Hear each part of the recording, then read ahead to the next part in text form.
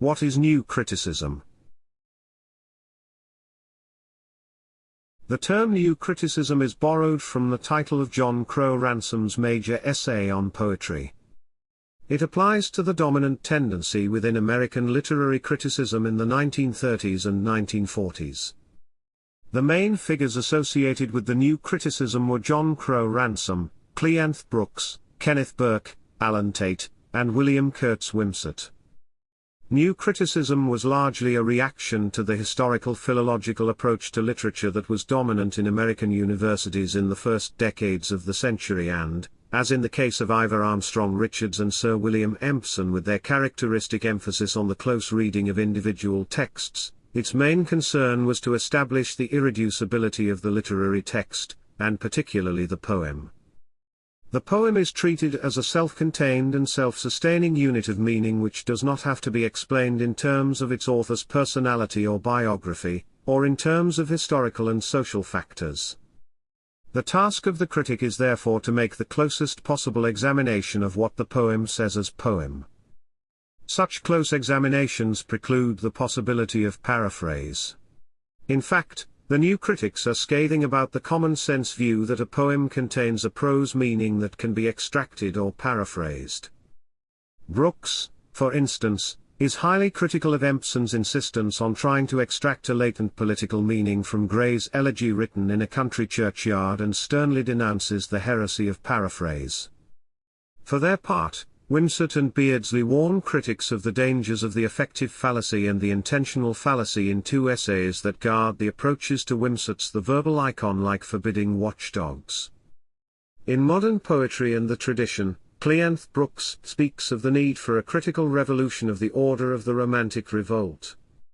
Such a revolt is necessary because of the difficulty of modern poets such as Yeats, Eliot, Auden, Frost and MacLeish, but it also corresponds to the needs of a generation that was rediscovering John Donne and the metaphysical poets as well as Alexander Pope and John Dryden.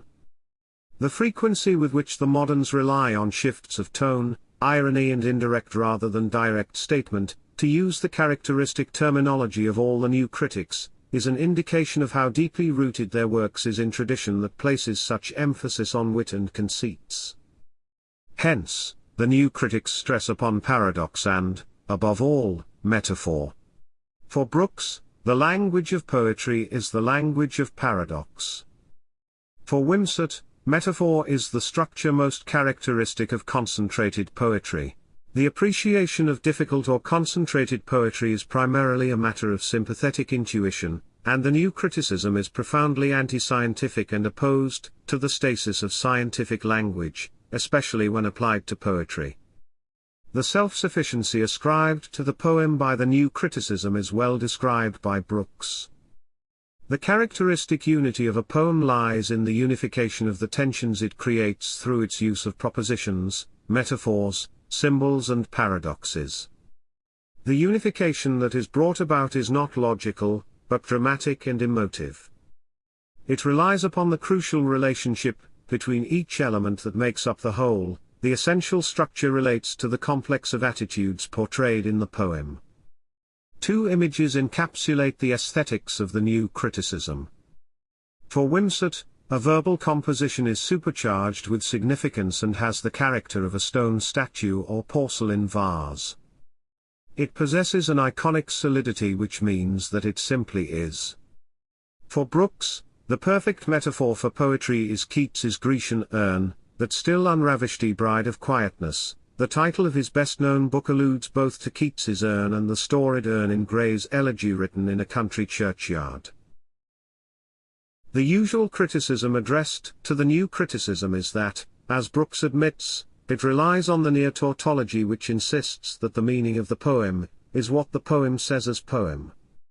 As Christopher Norris has noted, the poem confirms the poetry, whilst the theory confirms the poem by closing it off within its own formal limits.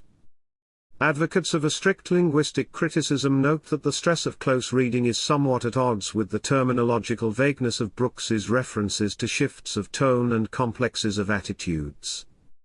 Others, like Edward said, are critical of the new criticism's fierce parochialism, whilst Herman Northrop Frye complains that it denies the importance of documentary criticism and pays too little attention to genre. Whilst the new criticism can look very introverted, its defenders argue that its close attention to language offers a defense against the spiritual gangrene that may spread from the dying flesh of language in a mass consumer society. The French term la nouvelle critique, which can be translated as new criticism, was often applied to the structuralism of Roland Barthes and others in the 1960s.